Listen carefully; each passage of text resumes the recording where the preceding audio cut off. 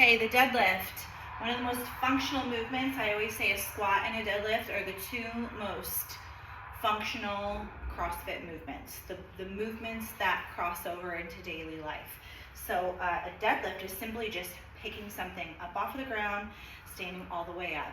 But the biggest thing with this is protecting your lower back and creating tension in your body.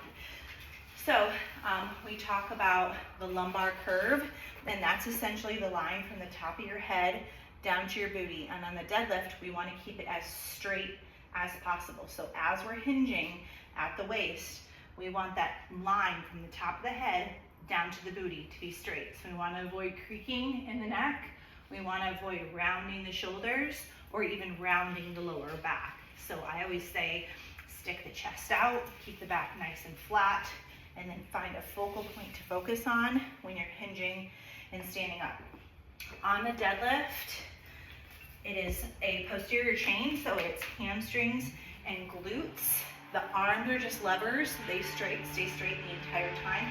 And it is a hinge at the waist and a stand. A hinge at the waist and a stand. At no point do the knees bend down. That's a squat. So we're simply hinging and standing. I always say go to when you feel a pull in those hamstrings and then stand. The more you do, the more flexibility you're gonna have to where you can get all the way down to the floor with the dumbbells.